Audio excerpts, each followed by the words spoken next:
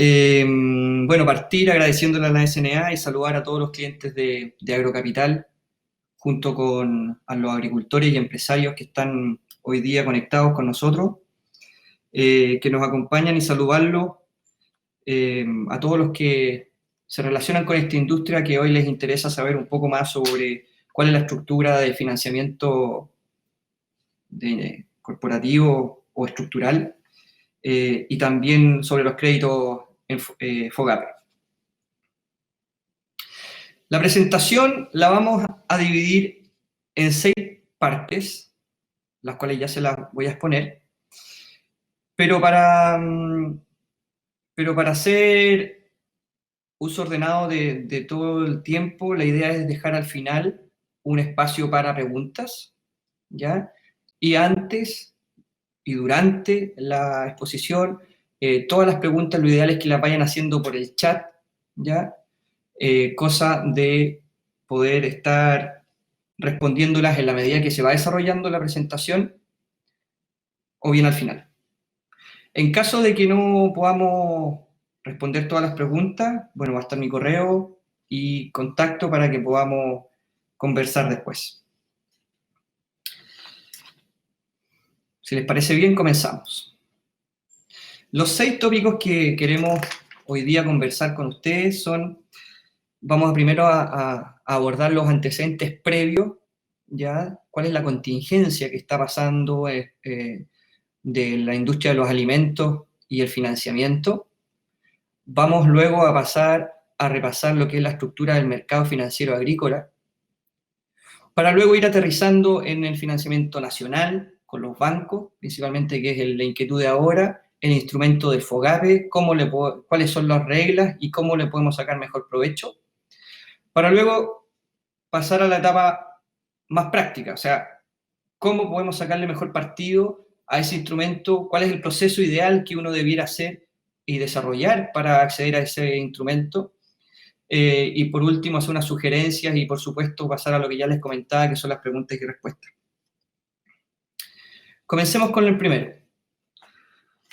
Bueno, la crisis financiera del COVID-19 y su impacto en el agro ha hecho que los mercados de alimentos y los mercados, todos los mercados, no solamente los alimentos, estén totalmente inestables. Esta inestabilidad ha llevado a que, por ejemplo, la caída del consumo en restaurantes y hotelería es mayor al incremento en la demanda de supermercados, ¿ya? La cadena de suministro está estresada y las plantas de proceso están cerradas o bien con personal insuficiente porque están enfermos, ¿ya? Esto también ha hecho y ha llevado a que los países cierren sus fronteras, no solamente al tránsito de las personas, sino que también se comiencen a cuestionar viejas políticas de proteccionismo ligadas al concepto de seguridad alimentaria, que es un concepto muy utilizado después de las grandes guerras, es decir, que los países tienen que ser capaces de autoabastecerse en alimentos, ¿ya? Es así como nacen en Europa y en Estados Unidos la Farm Bill, que son políticas de subsidio para que tengan la capacidad propia de desarrollar su propia industria de los alimentos, ser autosuficiente. En el caso de cómo se expresa estos 2 puntos que acabo de comentar en concreto. Por ejemplo, el 4 de abril, ¿ya?, en Estados Unidos, el stock de cabezas de ganado que no estaban faenadas, es decir, que estaban a espera de entrar a las plantas de proceso, era de 15 millones de cabezas. Esa cifra, al 2 de mayo, subió a 914 millones de cabezas. ¿Qué es lo que ocurrió? Ocurrió que el presidente Donald Trump tuvo que intervenir la industria, ¿ya? Entonces vamos viendo cómo esas políticas y todo el estrés que está generándose sobre la cadena de alimentos se está traduciendo finalmente en estrés de la cadena de suministro, cambios en los stocks, ¿ya? Y en consecuencia, volatilidad en precio y reordenamientos de mercados. Entonces, como dicho eso, es que ocurre y evidentemente esta alteración de stock va a impactar en los precios, ¿ya? En consecuencia, para todos los los agricultores que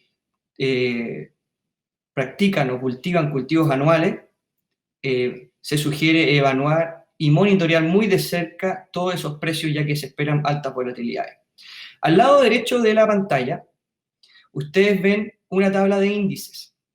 Esos índices son unos índices que llevan registro en Estados Unidos en base a transacciones que institucionales, o sea, fondos de pensión, realizan compras y administran campos, ya sean campos de cultivos anuales, en este caso lo hemos llamado frutícola, perdón, cultivos permanentes, como en el caso de frutícola, los cultivos anuales, como puede ser el trigo, la soya en otros países, la industria forestal, y el total de farmland que está escrito ahí es la combinación entre los cultivos permanentes, los frutícolas, y el cultivo anual. ¿Qué es lo que dice esta tabla? Y es muy importante que la entendamos bien. Que en el segundo trimestre del 2019 teníamos un crecimiento en todos los índices. El tercer trimestre también, el cuarto trimestre también prácticamente, el forestal en cero. Pero el primer trimestre del 2020, una vez que la crisis sanitaria se desata, vemos una caída en el de cultivos permanentes, precisamente en el del sector frutícola, ¿ya? Y eso impacta a su vez que el del total de farmland, que es la combinación, como ya les dije, entre el índice de frutícola o cultivos permanentes y el de cultivos anuales, cuyo índice se compone en una proporción de plusvalía de la tierra, y otro es la capacidad de generar caja de esa tierra, ¿ya?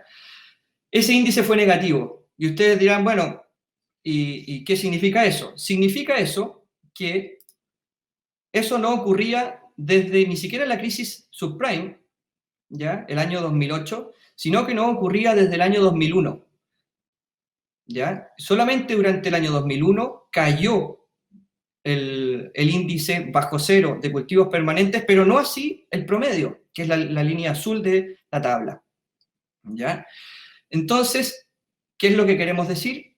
Es que la situación, la inestabilidad en la cadena de suministros y las políticas proteccionistas y a su vez todo el estrés sobre la demanda y la oferta está generando impactos muy considerables a todo nivel y que están llevando a que los registros nos estén alarmando respecto de cómo se viene la situación.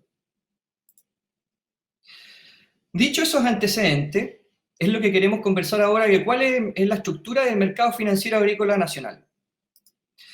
Bueno, tenemos una estructura de financiamiento del agro según el riesgo, evidentemente, desde los capitales de riesgo, que es el venture capital, hasta los que pueden emitir deuda privada.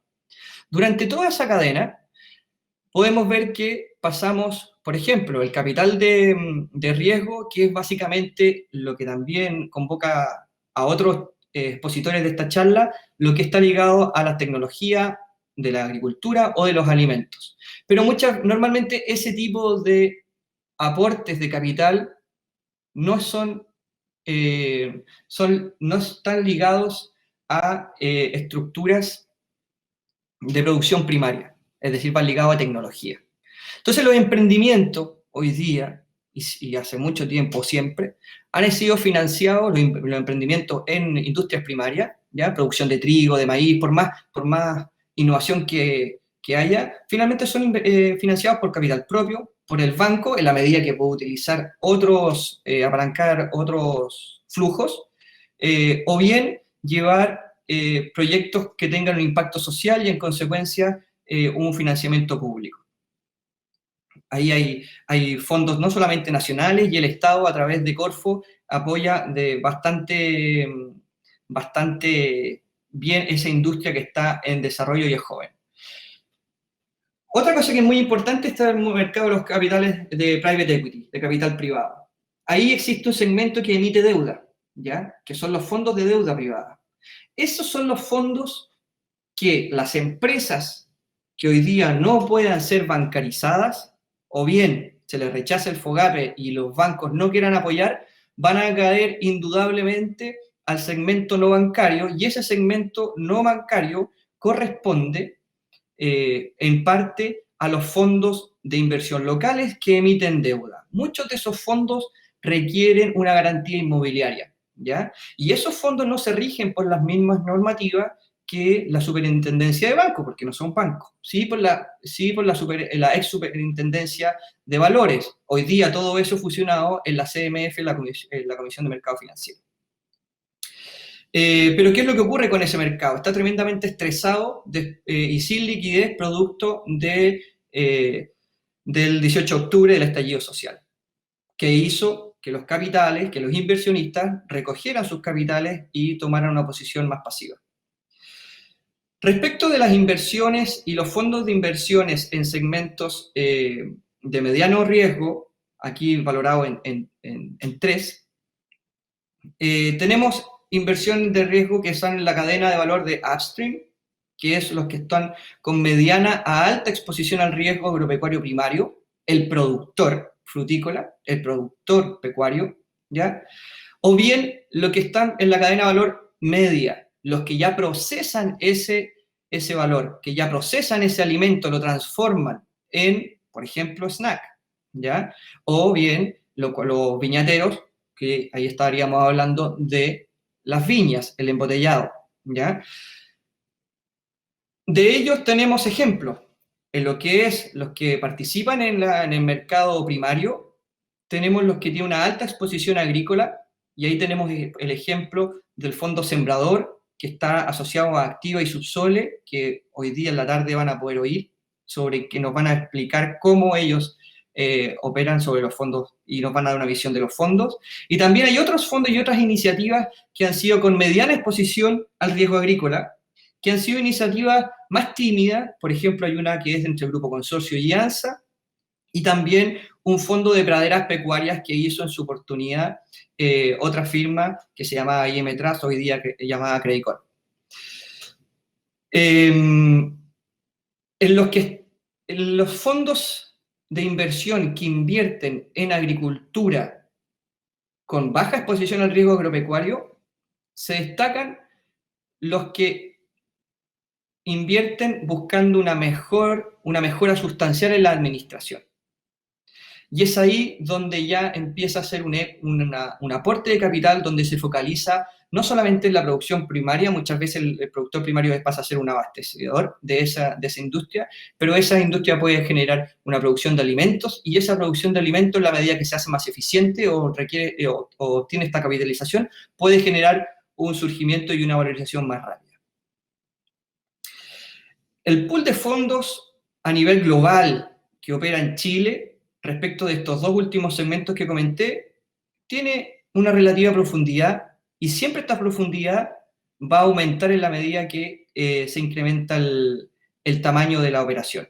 Respecto a los bancos y lo que nos convoca hoy, mucho se habla de cómo está la agricultura financiada por la banca.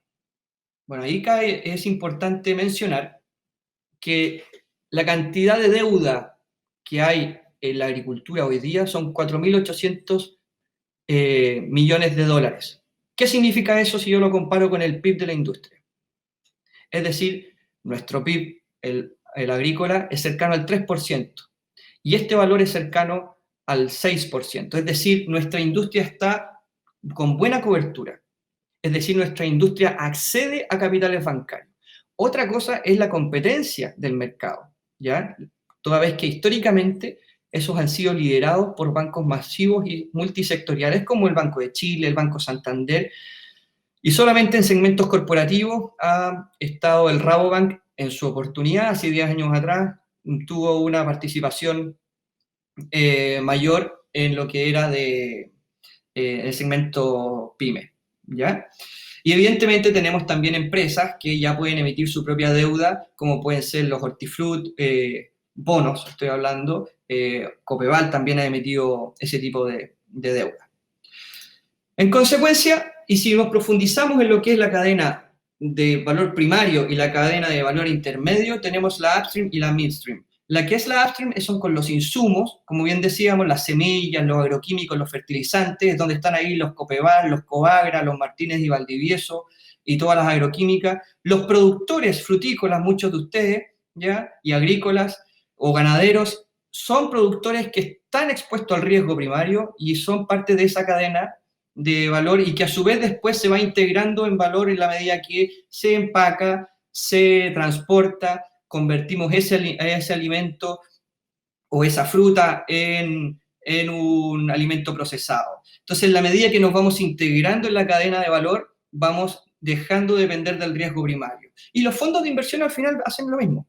O sea, hay fondos de inversión que van a invertir solamente en insumos, solamente en agricultura primaria, otros que van a invertir solamente en la cadena de almacenamiento y distribución, y otros que van a invertir solamente en la cadena de manufactura y procesamiento, ¿ya? Algunos harán combinaciones. Entonces, cuando uno busca o quiere hacer buscar un fondo de inversión para que invierta en su compañía, muchas veces tiene que primero uno saber dónde está parado, en cuál de todas estas cadenas, y en consecuencia, en base a eso, comenzar a investigar y asesorar, investigar, bien digo, dónde puedo buscar este tipo de capitales.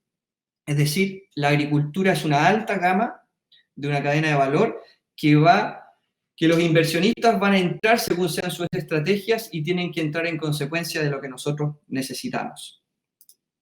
Dicho todo esto, es que queremos entrar a ver lo que más nos convoca, que es el financiamiento bancario nacional y cómo podemos hacer buen uso del FOGAPE. Lo primero que queremos mencionar aquí es hacer una revisión sobre qué ocurrió antes con la banca. Durante el año 2006 al año 2013, el stock de deuda, es decir, el apoyo de la banca hacia el desarrollo de la industria, hemos tomado en este caso solamente el sector frutícola para hacer el ejemplo, que en términos de valor para nuestra agricultura es bastante relevante, es del más importante. Y en esa quisiéramos decir lo siguiente.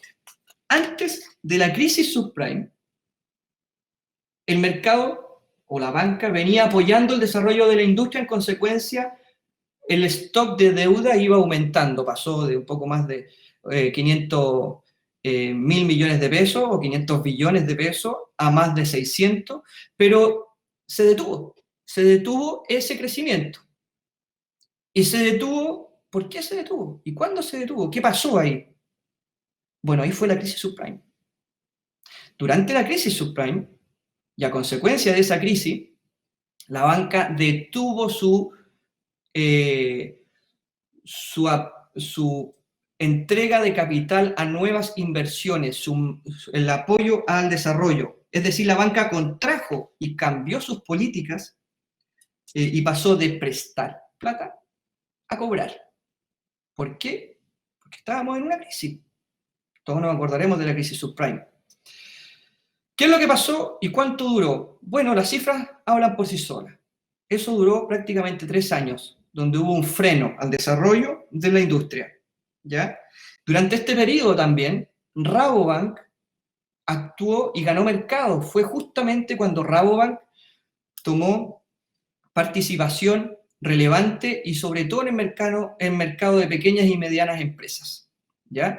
En consecuencia, si aisláramos a Rabobank, posiblemente veríamos una caída del apoyo de la banca a nuestra industria, la industria agrícola, en este caso la frutícola, el ejemplo.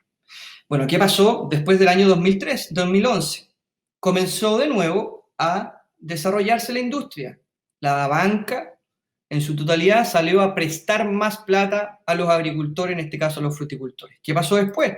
Bueno, después siguió creciendo este stock y pasamos de los 1.000 millones o 1 billón de pesos, ¿ya?, a más de 2 billones al 2019. Entonces la gran pregunta es, bueno, ¿qué va a pasar ahora? Si de mayo del 2011 a mayo del 2019 veníamos creciendo, ¿ya?, es decir, la banca venía prestándole plata a los agricultores, si tenías un nuevo proyecto, ellos felizmente te lo iban a financiar.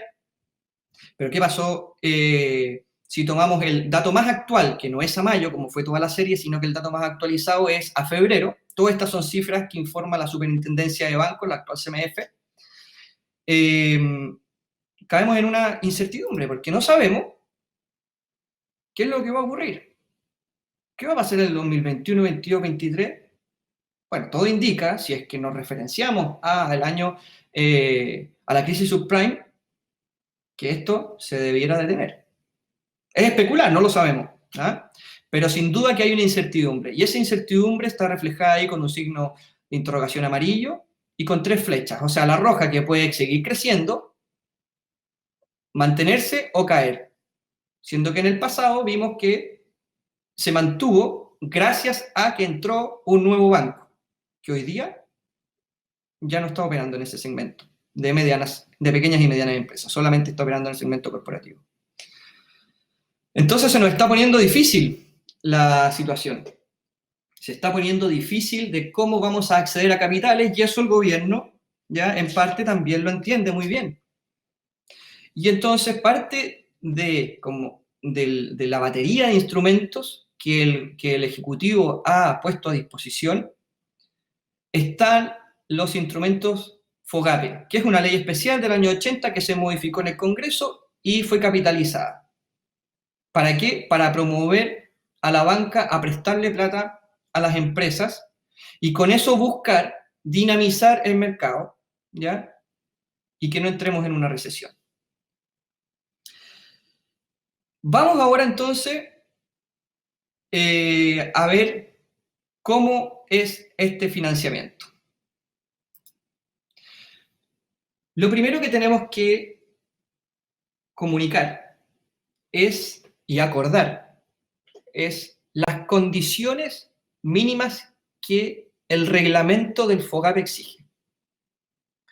¿Y cuál es la matriz de cobertura y financiamiento que tiene?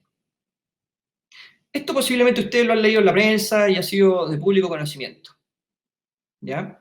Pero lo que vamos a entrar, después de ver esta lámina, es entrar en detalles que son relevantes y después vamos a entrar en el proceso de cómo llevar un proceso exitoso para levantar esos capitales. Lo primero, y atendiendo la situación, tenemos en la tabla las condiciones mínimas exigidas por el lado izquierdo de la pantalla, donde en el punto 1 es que evidentemente, si queremos hacer uso de este instrumento, tenemos que haber sido afectados. ¿Y cómo podemos demostrar que fuimos afectados ante la banca? Bueno, en la caída de las ventas. Pero muchos agricultores son de ventas estacionales. Entonces, ¿qué es lo que va a pasar ahí? Se van a promediar las ventas de los últimos 12 meses. ¿Ya? En el punto 2, ¿cuáles van a ser las formas con que se van a medir estas ventas? Son 3 las que comúnmente se informan, pero hay una excepción que es la cuarta, que va para las rentas presuntas. Las rentas presuntas, ya que todavía hay muchos agricultores que están sujetos a rentas presuntas, van a ser estimadas por la banca, o sea, las rentas o las ventas de esas empresas van a ser estimadas por el banco. Para todos los que tengan contabilidad completa, tienen 3 alternativas. O se va a ver el año calendario 2019, las ventas que habían entre octubre del 2018 y septiembre del 2019, es decir, antes del estallido social, o bien los 12 meses inmediatamente anteriores a la solicitud de crédito, ¿ya? Porque después vamos a informarlo, pero este instrumento va a estar vigente hasta abril del próximo año, abril del 2021. ¿Para qué y en qué se pueden usar los recursos? Porque además es incontrolable para el acreedor, para el banco, en saber en qué se van a ocupar. Bueno, para eso el empresario va a tener que hacer una declaración jurada. Y se va a poder ocupar ese capital para todo lo que tenga que ver con capital de trabajo, capital de operación, pagar las remuneraciones, las previsiones sociales, los arriendos, los suministros necesarios, las facturas pendientes de pago, todo lo que permita a la compañía mantenerse operativo. ¿Y qué es lo que no se va a poder financiar? Inversiones, dividendos, todo el capital que no vaya directamente a la operación de corto plazo.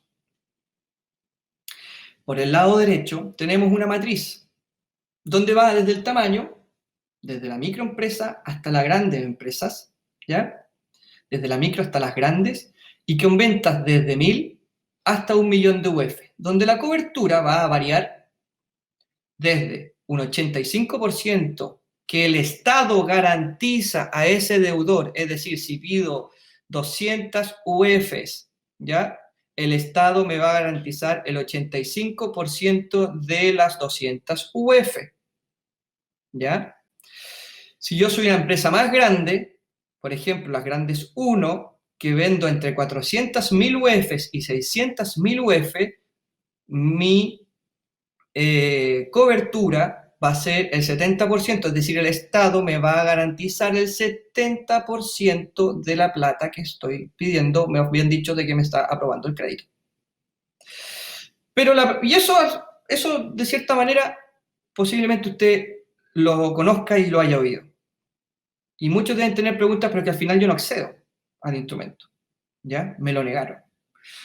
Bueno, también hay otro componente que hay que ser muy franco, que es que ¿quién asume el riesgo que no está asumiendo el Estado? ¿Quién asume, en el caso de la Grande 1, el 30% del riesgo que no está asumiendo el Estado? Lo asume el banco. Y en consecuencia, el banco, con su legítimo interés, va a ver con quién asume ese riesgo y con quién no. A este cliente sí estoy dispuesto a apoyarlo y a este cliente no. ¿Ya? Es decir, aquí vamos a pasar a que hay discrecionalidad entre diferentes bancos. Un banco puede que te diga que sí y otro banco puede que te diga que no. Un banco puede que te entregue más, otro banco menos. Un banco puede que te entregue en un plazo determinado A, otro banco puede que te entregue ese mismo recurso en un plazo mayor. Entonces, ¿y por qué cambia eso? Porque existe un riesgo que lo asume cada banco.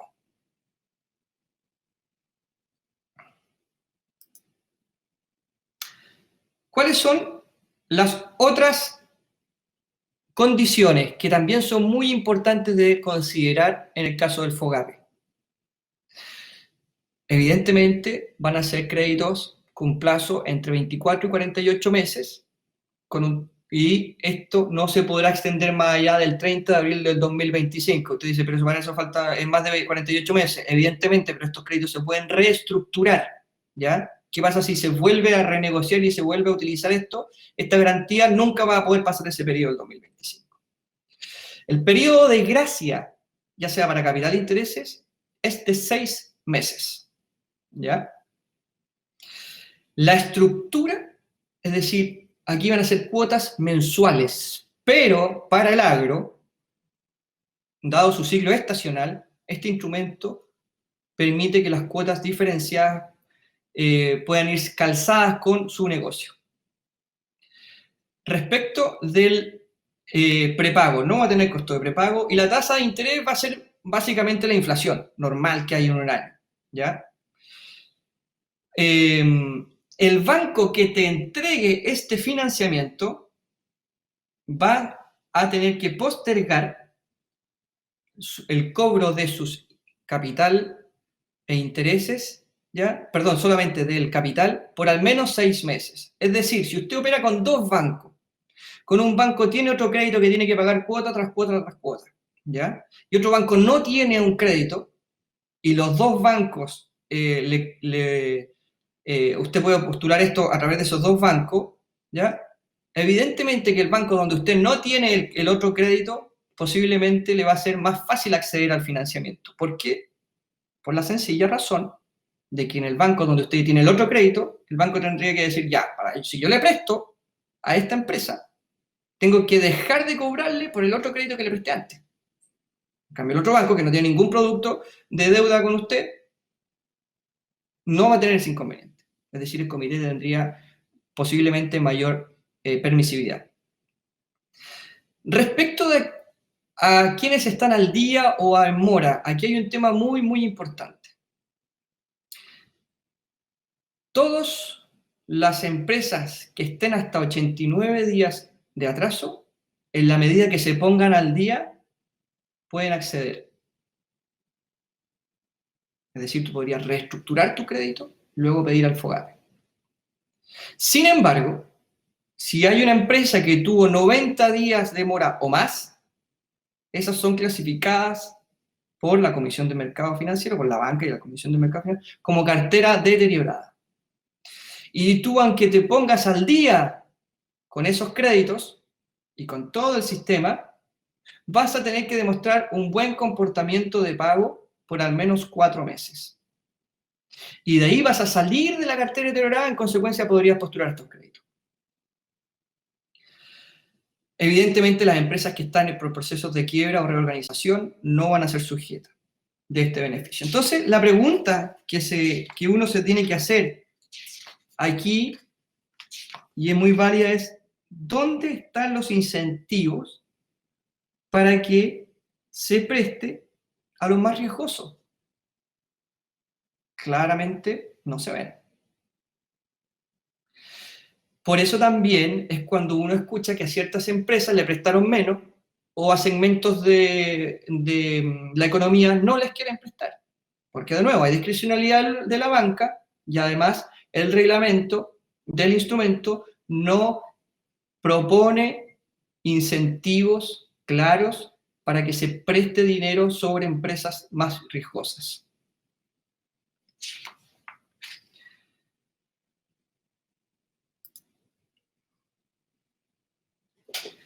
¿Cuáles son en consecuencia las principales bancos con que están operando con el FOGAPE?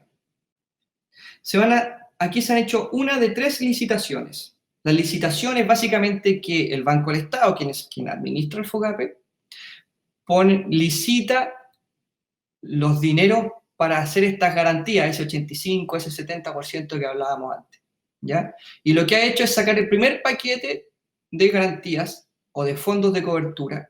¿Quiénes se lo han adjudicado? Una serie de bancos. Aquí hemos puesto solamente los 6 más importantes, es decir, los 6 que más dinero solicitaron y se adjudicaron.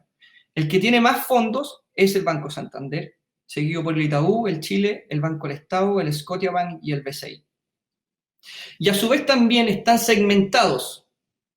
Es decir, uno podría decir dentro de su estrategia es de que el Banco de Chile tiene un foco mucho mayor en las micros y pequeñas empresas que de las grandes. En cambio, el Banco Santander tiene una estrategia de ayudar a sus clientes relativamente de forma pareja y evidentemente que más agresiva con este instrumento.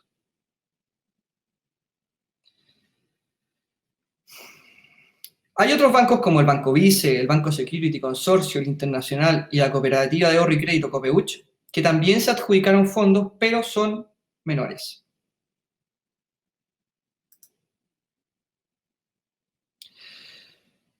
Bueno, dicho entonces, los antecedentes de la situación global por la crisis sanitaria y su impacto en los indicadores agrícolas de tierra y de generación de caja. Hablando ya de la estructura del mercado financiero, de cómo los fondos de inversión entran dependiendo de la cadena de valor y a su vez cómo las empresas pertenecen a los diferentes segmentos de riesgo y esas combinaciones generan que ciertos fondos o bancos actúen sobre uno u otros nichos.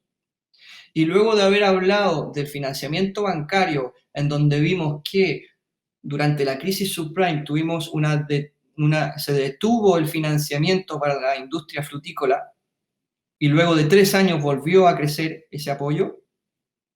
Y entendiendo cuáles son las exigencias reglamentarias, oportunidades y deficiencias del proceso para enfrentar un FOGAPE, un financiamiento a través de FOGAPE, vamos a hablar ahora, en breves minutos, de cómo se sugiere realizar un proceso exitoso para que usted financie su empresa con el FOGAPE. Los pasos son 10 y los vamos a ir pasando uno a uno. Primero, lo primero que se debe hacer es auditar las producciones agrícolas. ¿Cuánto se produce por cada unidad? Del cultivo A, B, C, D. Muchas veces de esos cultivos pueden estar repetidos en 2 huertos, ¿ya? O en 3 huertos, ¿ya? Como el caso del D, o en el huerto 1 y en el huerto 3. Pero esos rendimientos pueden ser diferentes. Bueno, hay que trazar todo eso. Tenemos que ver el histórico para determinar un estadístico, que seamos capaces de abrirlo. Por destino, ¿a quién le vendemos? ¿Ya? O lo uso. Por cliente, si es que operamos a través de intermediarios. Y evidentemente que por producto.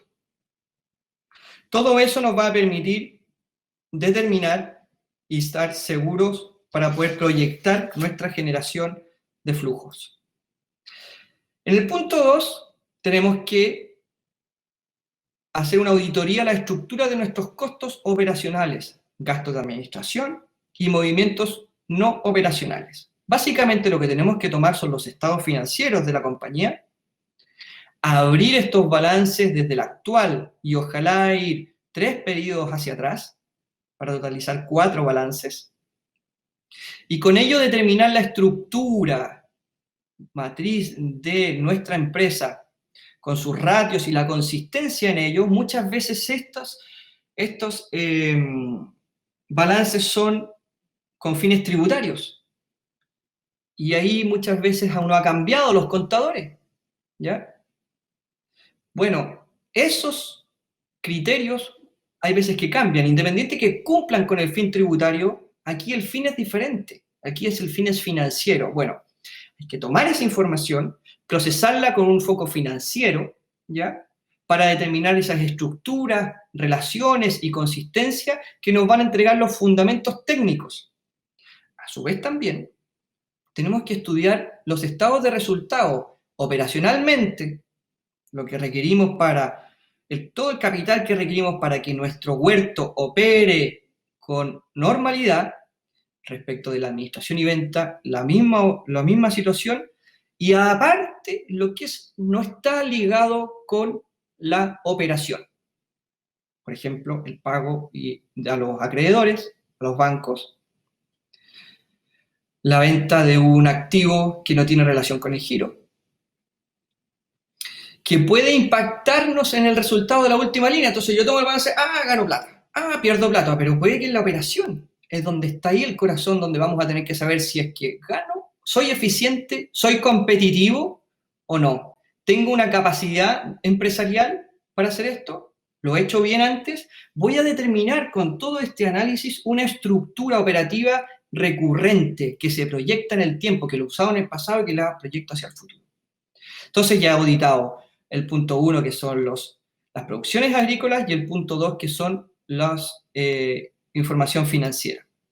Para luego pasar al punto 3, que es cruzar la información financiera, la tributaria o financiera, IFRS, perdón, con la realidad del huerto, es decir, el 1 más el 2, el punto 1 más el paso 1 más el paso 2. A través del estadístico histórico más la estructura recurrente, yo lo combino y voy a poder determinar inconsistencias que hay.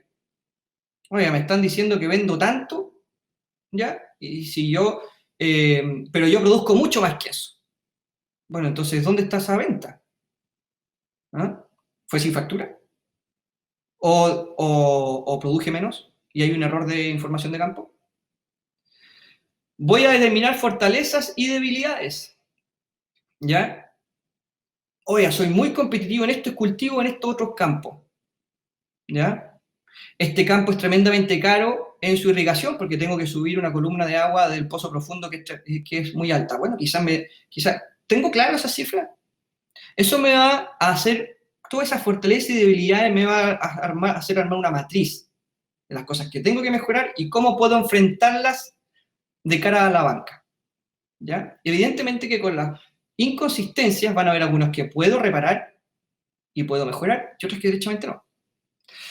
Eso me va a generar todo lo que son mitigadores y mejoras en gestión. Todas esas mejoras en gestión, en la medida que yo las incorporo, puedo también informarle a mi banco, he detectado todas estas falencias, que las voy a mejorar y en consecuencia de eso me va a permitir mejorar esto y esto.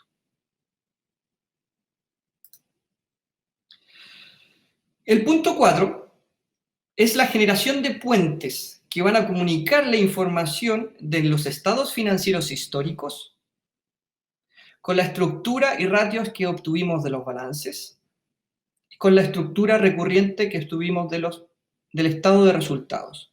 Todo eso me va a generar criterios verificables por terceros. Yo ya voy a saber exactamente que lo que produje lo vendí y eso lo vendí a tal precio porque esa es la liquidación que tengo respaldada, por ejemplo. Y esos rendimientos yo sé que son los de ese huerto y yo esos mismos rendimientos los puedo proyectar hacia el futuro y en consecuencia puedo estimar mis futuros ingresos o producciones.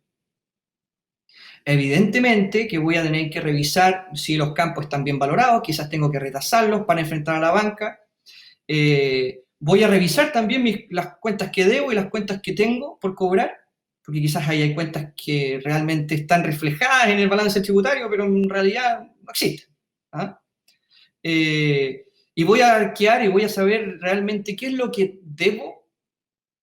Es que tal persona o tal institución nos prestó plata y eso no estaba registrado. ¿Existe un pagaré? ¿Es exigible eso? Bueno, todo eso nos va a dar un ordenamiento, ¿ya? Así como también vamos a estructurar los costos operacionales y los gastos operacionales y las inversiones para dar una estructura, hacer un flujo de caja. ¿Y qué es lo que nos va a entregar el flujo de caja? El flujo de caja nos va a entregar un flujo de efectivo, una capacidad de pago y los estados financieros proyectados. ¿Ya? Que eso es ya el paso 5, la modelación dinámica y simulación de diferentes escenarios y determinación de los criterios básicos, esenciales, no transables en esta negociación. Yo tengo que determinar qué es lo que necesito antes de saber qué tasa quiero, ¿ya? Yo no puedo ir a saber qué tasa tiene estos créditos si no soy capaz de hacer una propuesta hacia el banco en donde yo presente mi información y mi negocio con sustento técnico. Y eso se llama flujo proyectado, flujo de caja, que me va a entregar flujos proyectados, capacidad de pago y, como bien decía, la estructura estados financieros proyectados. Para el caso de un crédito es solamente lo que está en medio y un poco más oscuro, que es la capacidad de pago. Tengo que saber si lo que voy a pedir voy a poder pagarlo. Con ese EBITDA, que es la generación, junto con los estados y la estructura de crédito. ¿A qué plazo lo quiero? Si me lo prestan a 24 meses, ¿ya? Y me dan 6 meses de gracia, ¿puedo pagarlo? ¿O estoy inflando las cifras para después y después me voy a encontrar y me voy a comprar un problema, un salvavidas de plomo? ¿O tengo que pedir menos plata yo? O si es que no me dan más de 30, necesito por lo menos, si pido X, que me la den por lo menos a tal plazo o que la cuota no supere tanto. Al final, el negocio se reduce a la caja. ¿Cuánto genero? ¿Cuánto tengo que pagar? ¿Y cuánto me queda? Y eso, ¿cuánto tengo que pagar? Se llama cuota. Entonces, con todo eso voy a obtener criterios mínimos. Como ya les decía, el periodo de gracia, el periodo de amortización y el mercado financiero objetivo. Si va a ser deuda privada, porque no voy a poder ir a la banca, no voy a ser sujeto de crédito, en consecuencia el FOGAPE no me sirve. O puedo postular al FOGAPE y en qué estructura. Es posible que prontamente salga ya informado lo que anunció el presidente hace un tiempo atrás, que es respecto de las garantías que tiene la Corfo, el FOGAIN, para la industria no bancaria. En consecuencia, esas garantías vendrán a apoyar si es que mi estrategia va a tener que relacionarse solamente con la industria de deuda privada. Sin embargo, todavía no sabemos los detalles de eso. Entonces, ¿qué es lo que vamos a terminar preparando? Vamos a tener un set de información histórica, comercial y financiera, en donde en la histórica ya vamos a tener abiertos nuestros estados financieros, vamos a tener nuestras carpetas tributarias, vamos a tener nuestras tasaciones, o bien sabemos unas referenciales, porque evidentemente que hoy día ir a tasar operativamente no se puede. Respecto del punto de vista comercial, ¿quiénes somos? ¿Cuál es nuestro mercado? ¿Cuál es nuestro producto? ¿Cómo administramos nuestro negocio? ¿Por cómo me afectó la contingencia al COVID? ¿Cuál es mi plan de desarrollo para adelante? Si no tengo eso claro, malamente puedo hacer un flujo de caja proyectado y voy a hacer una propuesta de solicitud. ¿Y cómo se va a pagar? Independiente que exista o no exista una garantía. Porque el banco está compartiendo el riesgo. De ahí recién me voy a ir al banco. Voy a enfrentar al banco 1, 2 y 3. ¿A qué banco? Si estoy hablando de FOGAPE, bueno, si yo tengo cuenta o relación con el Banco de Chile, como ya vimos, que el Banco de Chile que sí tiene adjudicado fondos, el Banco Santander, el Banco BCI y el Banco del Estado, voy a ir a tocar esas tres puertas. Con la misma set de información que ya preparé. Y esa información me va a generar una iteración con el ejecutivo, una iteración después con el ejecutivo de riesgo, para luego ir a un comité y que me van a emitir una respuesta. Ese proceso normalmente dura cerca de un mes, pero evidentemente que hoy día eso va a tomar más de un tiempo.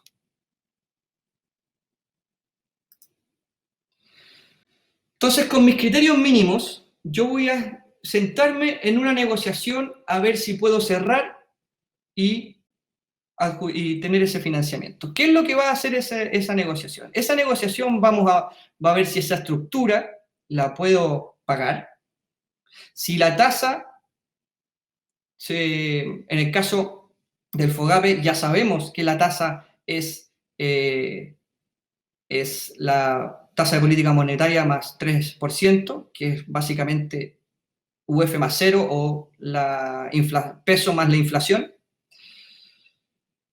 Y vamos a ver si es que esa estructura que me están proponiendo me genera la liquidez, el capital necesario. Hay que tener mucha cautela cuando un banco le dice, ok, esta es la oferta, aquí está preaprobado. La preaprobación no es vinculante. La preaprobación no es más que una declaración de intenciones del banco. Así que no hay que hacerse expectativas sobre preaprobaciones. Uno tiene que trabajar sobre aprobaciones y comunicarse con el ejecutivo y decir, ¿qué es lo que me van a aprobar? Tengo que llevarlo al comité, le van a decir.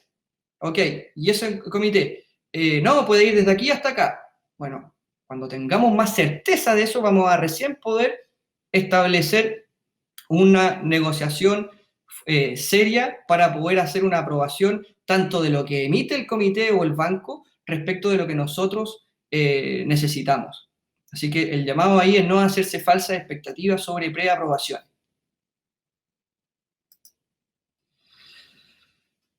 Por supuesto que al final de todos los procesos hay que hacerle un seguimiento legal. Las tasaciones, que evidentemente, como ya lo mencionábamos, va a generar problemas operativos y van a haber operativos por el COVID y evidentemente que el proceso de alzamiento con las cartas de resguardo, es decir, cuando tú estabas en otro banco y te quieres ir a ese banco. Y por último, hacerle seguimiento, el cumplimiento al buen uso de los fondos y a la gestión que ustedes propiamente tal deben ir haciendo sobre su negocio, ya sea contable, reportes y control y tomas de decisiones informadas. Antes de finalizar, y luego de haber pasado durante esta exposición, quisiéramos repasar 8 puntos relevantes sobre cómo las sugerencias finales y que van a concluir un poco antes de que pasemos a las preguntas. Lo primero, el agro tiene fortalezas en dólar, alimentos y tierra. ¿Ya? Estamos dolarizados los exportadores, producimos alimentos y la demanda es sostenida en el tiempo y tenemos la tierra, que es un activo inmobiliario y una garantía de primer nivel. Y nuestras bases económicas como país son sólidas, sin subsidio. Lo que antes sonaba siempre y muy normal escuchar esto, bueno, ahora cuando vuelven los aires de conceptos de seguridad alimentaria, se van a distorsionar estos mercados. Pero nuestras bases son sólidas. Nosotros hemos construido una industria agrícola y pecuaria y silvícola bajo la competitividad de nuestras industrias a nivel global, lo que nos permitirá navegar estas turbulentas aguas de mejor manera que otras industrias locales. Evidentemente el turismo está mucho más afectado, y a su vez con otras industrias agrícolas o de alimentos de otros países, toda vez que esas políticas de subsidio pueden cambiar. Las amenazas de proteccionismo y resurgimiento de políticas pro seguridad alimentaria afectarán las estructuras de cadena de valor. Ya lo vimos en los índices y ya lo vimos también y lo vamos a seguir viendo en la volatilidad de los stocks y de los precios de los mercados objetivos extranjeros. Van a haber cambios. tenemos que estar bien informados de esos cambios. Todo indica que los mercados financieros locales e internacionales serán más restrictivos. Para la crisis subprime del 2008, fueron 3 años que el sector no creció en deuda. Es decir, 3 años que la banca no financió nuevos proyectos, en términos consolidados. El FOGAPE es una buena herramienta que viene a fortalecer la caja y la operación de las empresas, pero no viene a solucionar problemas estructurales. Si usted tiene un problema estructural en su empresa, el FOGAPE no lo va a salvar. El FOGAPE le va a dar agua y oxígeno durante estos meses, en el corto plazo o mediano plazo. El FOGAPE debe ser a su vez también cotizado, ya que es como cualquier crédito. Y la banca legítimamente puede rechazar ese crédito. Y es esperable que los rechazos sean frecuentes. Ya conversábamos de los incentivos y de que se comparte el riesgo. El reglamento del FOGAPE no tiene incentivos para que la banca realice préstamos a empresas de mayor riesgo de crédito. En consecuencia, hay que prepararse bien y mostrar los mejores argumentos de nuestras empresas para optimizar esas posibilidades de éxito. Asimismo, el reglamento del FOGAIN de Corfo vendrá a apoyar al segmento de mayor riesgo de crédito, el no bancario. Sin embargo, el respectivo reglamento y sus características, pese a que fueron anunciadas por el gobierno, por el propio presidente, aún no son publicadas.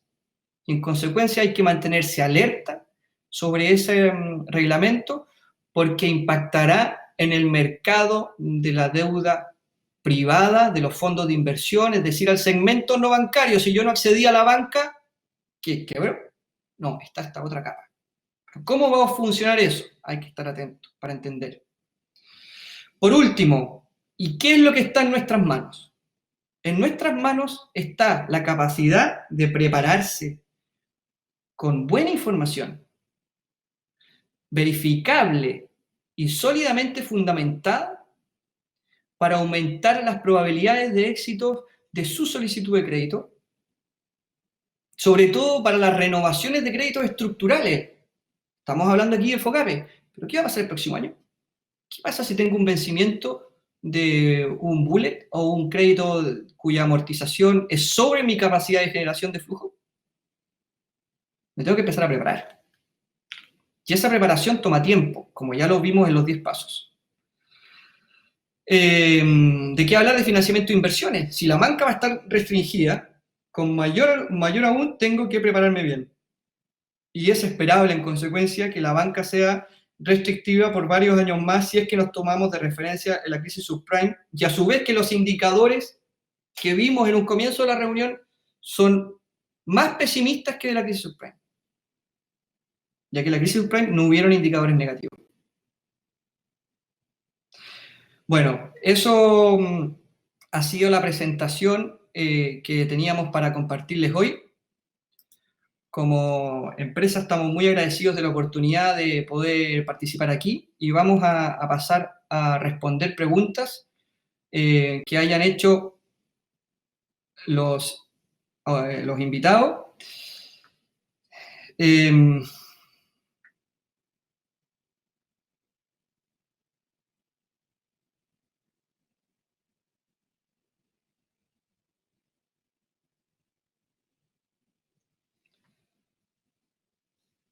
Aquí Alejandra Valencia habla sobre la volatilidad de los cultivos anuales. Las cooperativas están con stock sin poder sacar, las cooperativas están con stock sin poder sacar en algunos cultivos.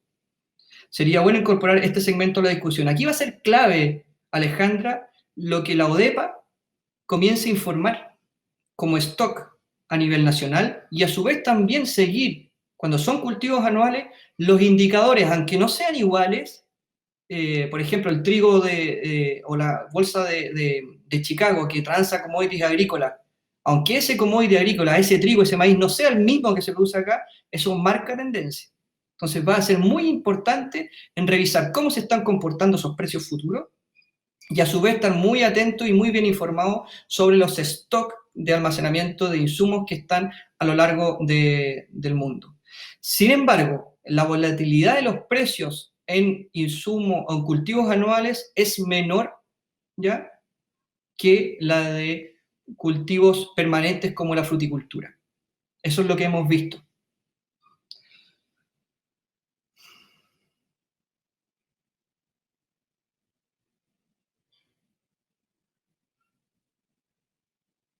Respecto a Rabobank, Alejandra también pregunta si Rabobank está replanteando sus políticas de inversión. Desconozco si las ha replanteado, hasta la información que yo manejo, Rabobank a nivel global, y eso también considera Chile, está operando sobre un segmento corporativo. Ellos aún tienen presencia en Chile a través de Rabo Finance, pero ellos apoyan a la agricultura y en lo posible de los que están más ligados a la cadena intermedia de valor. ¿Se recuerda cuando hablábamos de upstream y midstream? A la cadena media, la midstream, ¿ya? Ellos buscan productores integrados, ¿ya?, que gocen del cadena, que su riesgo agrícola primario sea menor. Así que desde ese punto de vista, hasta donde yo estoy informado, Rabobank sigue atendiendo el mercado corporativo nacional desde Holanda, con su oficina de representación solamente en Chile, a través de Rabo Finance, con un equipo muy capaz, pero con operaciones de crédito corporativas.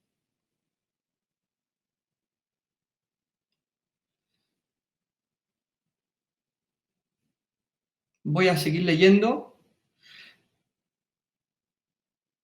Aquí habla Libet, si el Estado no se hace cargo, la banca sí. Ejemplo, optan por mi crédito. ¿Cuál es la garantía de ellos? Nosotros hasta ahora nunca hemos pedido créditos ni adjudicado proyectos, pero ahora lo necesitamos para innovar e implementar más. ¿Cómo sabemos a qué banca recurrir? Alguien, aunque seamos clientes persona de otra, y ahora de ser cliente de empresa,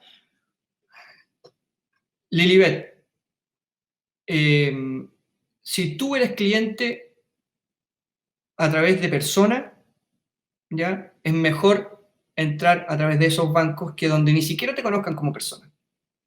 Primero. Lo segundo, el FOGAPE no va a ir a apoyar nuevos proyectos e innovaciones, es para apoyar capital de trabajo. Si tu emprendimiento o esta iniciativa busca un crecimiento estructural de tu negocio, el FOGAPE no te va a servir, ¿ya?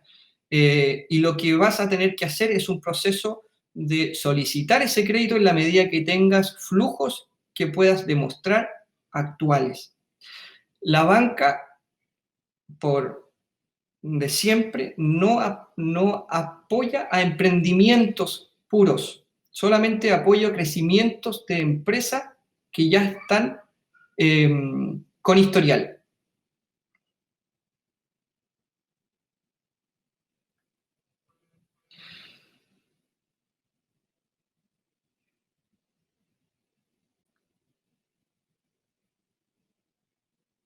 Voy a seguir pasando por otras. Aquí Richard pregunta, dice, en el caso de que la cadena de suministro de fertilizantes esté funcionando a media máquina y hay riesgo por no comprar anticipadamente, no se tengan a tiempo, ¿califica para ser usada el crédito COVID para adelantar compras que por flujo nunca se hacen en esta fecha? Richard, me parece que habría que ver el caso particular, ya que aquí entiendo que tú estás buscando un abastecimiento ante la incertidumbre del proveedor, ¿ya? Y eso, pese a que viene a ser capital de trabajo, tiene que estar muy bien fundamentado ante la banca y puede ser discutible, ¿ya? Eh, Evidentemente que todos queremos abastecernos y mantener el buen abastecimiento de los insumos para nuestras compañías.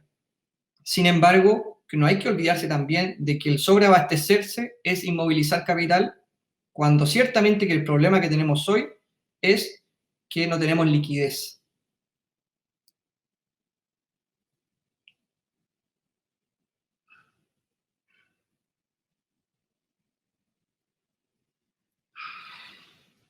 Bueno, evidentemente que las papas hay papas de guarda, aquí pregunta Alejandra, y esos productos van a impactar en sus precios. No hay que olvidarse que el mercado local y los precios de las frutas y verduras que se ven en el mercado local están constantemente monitoreados por la ODEPA, y esos muchas veces de ellos responden, por supuesto que en parte menor a especulación, pero en gran parte sobre la oferta y demanda que hay de esos productos, ¿ya? Es esperable que en esta fecha la naranja esté en cara, porque las naranjas todavía no se cosechan. Eh,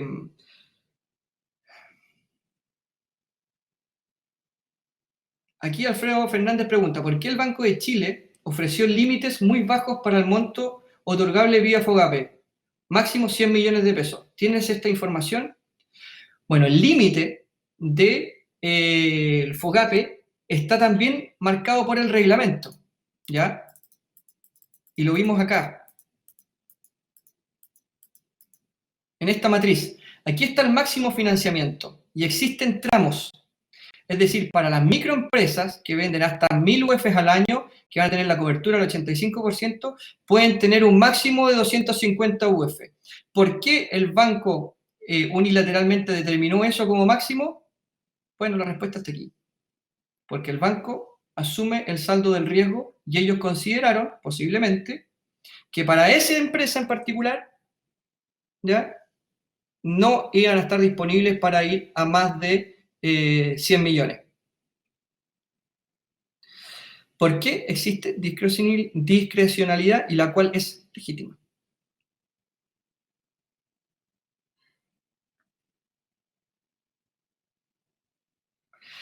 Roberto Parán nos comenta, entiendo que Rabobank está cobrando las deudas de pequeñas y medianas empresas y solo financia las grandes. Efectivamente, más que cobrando, ellos continúan desprendiéndose de su portafolio original, el cual incluía muchas medianas compañías.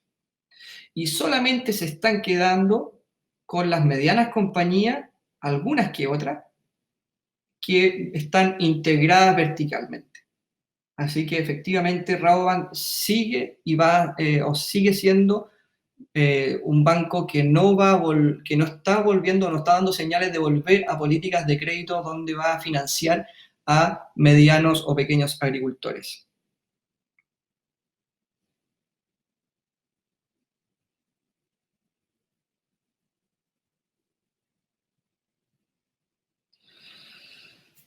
Richard dice, mi problema no es la aprobación de la banca, sino que no hacer mal uso del crédito COVID, dado que mis ventas no han sido afectadas y el consumo de fertilizante en primavera es seguro. Es que para hacer el buen o mal uso es una declaración jurada que usted va a emitir, Richard, ante el banco, ¿ya? Finalmente el banco le entrega los recursos y el banco no sabe en qué los va a gastar usted, ¿ya? Entonces usted se tiene que comprometer a no usar esos recursos en las cosas que no se puede. Y bien hacerlo en las cosas que sí está permitido. Sebastián Valenzuela pregunta, las empresas que no tienen líneas de crédito en un banco, ¿es verdad que esos bancos no pueden pasar crédito? No. Usted puede pedir el crédito en el banco que tenga FOGAPE lo puede pedir. Eso no es el impedimento. Usted va a tener otro impedimento ahí. El impedimento es, ahí están los bancos. El impedimento es que usted no lo van a conocer. Si usted no tiene relación con ese banco, y si el banco tiene que apoyar a un cliente nuevo, ¿ya?, que no conoce, o bien un cliente antiguo que conoce, siendo de nuevo que el instrumento no tiene incentivo para ir a segmentos de más riesgo, ¿quién es más riesgoso? ¿El nuevo o el que conoce? El nuevo. Entonces, primero la banca va a atender a sus clientes y después va a atender al cliente que no, a ese nuevo cliente. El banco ahora, como lo vimos en los gráficos de la crisis subprime, los bancos ahora no buscan más clientes. Los bancos ahora administran a sus clientes. y tratan de ayudar a sus clientes actuales. Otra cosa también, y por eso existe el rol social, y para eso tenemos como país un banco del Estado, donde tenemos una banca privada, donde están todos los bancos que están aquí, salvo el Banco del Estado y el Banco del Estado. Y lo que va a buscar hacer el Banco del Estado es, a través de sus políticas, ser proactivo y contracíclico, salir a prestar. Y ahí usted va a tener más probabilidades de éxito. Pero todos convengamos también de que es una institución pública y las instituciones públicas tienen tiempos más lentos de reacción que las instituciones privadas. Así que hágalo con tiempo. Y vaya al Banco del Estado. Ahí va a tener más probabilidades de éxito que un banco privado que no lo conoce. Entonces, el Banco del Estado, por su rol estatal, va a promover que se siga prestando recursos y va a ir incentivando, porque le va quizás a quitar clientes a la banca privada, para que la banca privada vuelva a ser proactiva en la industria tan pronto sea posible. Eso lo hizo el Banco del Estado el año 2008-2009, cuando la crisis subprime. A mí me tocó trabajar en ese banco durante esa época. Y era increíble la cantidad de solicitudes de créditos que había. Cristóbal Correa pregunta, te pregunto respecto del impacto de la sequía, donde hay agrícolas que están invirtiendo fuertemente en asegurar su recurso hídrico a través de la inversión en pozos, tranques, canales, etc. ¿Hay algún apoyo complementario a los subsidios de la CNR? Nuevo no, pero sí la CNR acaba de sacar los bonos electrónicos. Y esos bonos electrónicos ya debieran ser transables con mayor facilidad en el mercado secundario o no bancario. ¿Ya? Pero hoy día tenemos un problema, que es que el mercado no bancario está estresado por el estallido social. Entonces, en la medida que la política de Estado a través de Corfo, la FOGAI, la garantía, promuevan a, por ejemplo, institucionales como AFP a invertir en fondos de deuda privada, vamos a ver un dinamismo en ese mercado y quizá, por ejemplo, la bolsa de productos, ¿ya?, que tiene una punta, que son los compradores institucionales chilenos, pueda transar títulos como el de la CNR. Desconozco, habría que verlo, pero el mercado va para allá. Hoy día en concreto no hay.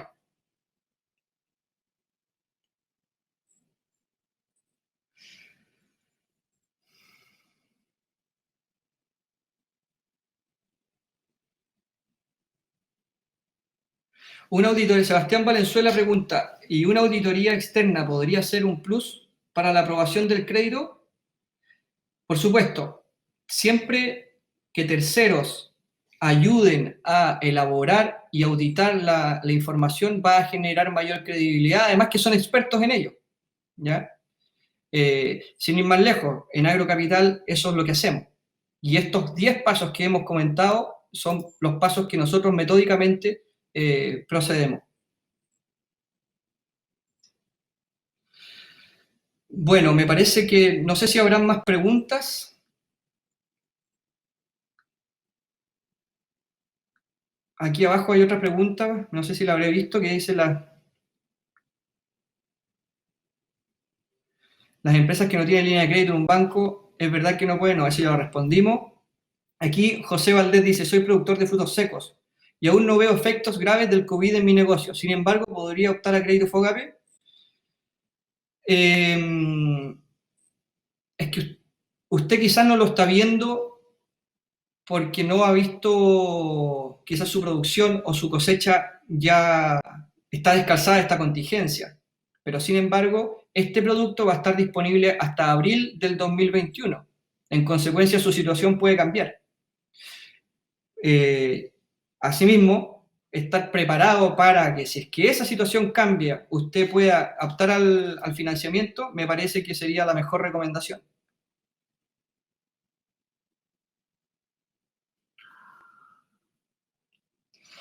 Eh,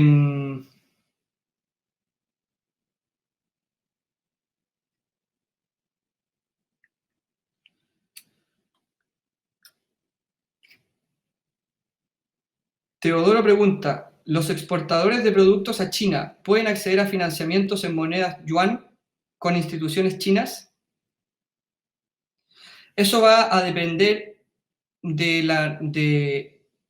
se puede en la medida que el comercio, las partes así lo acuerden.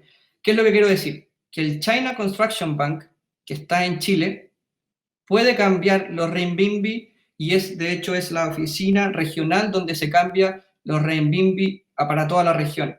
Entonces, si usted tiene la posibilidad de hacer una transacción en renminbi, hágalo, ¿ya?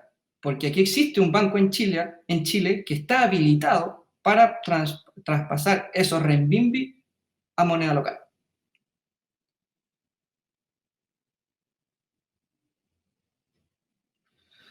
Luis López pregunta, hola, gracias por la presentación.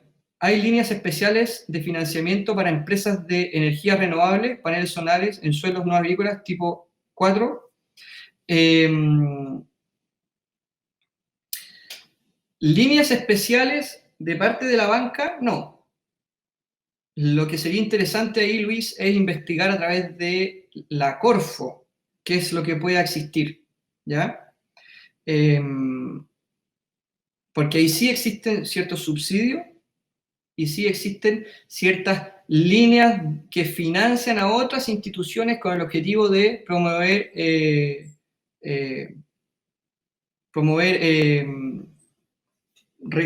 eficiencia energética y mitigadores al cambio climático.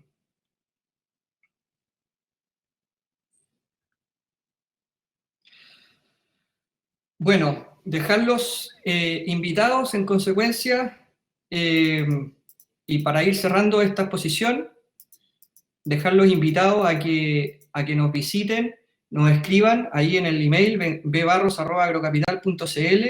Con mucho gusto podremos seguir conversando acerca del financiamiento de la agricultura, de los diferentes instrumentos y mercados, cómo se está moviendo esto.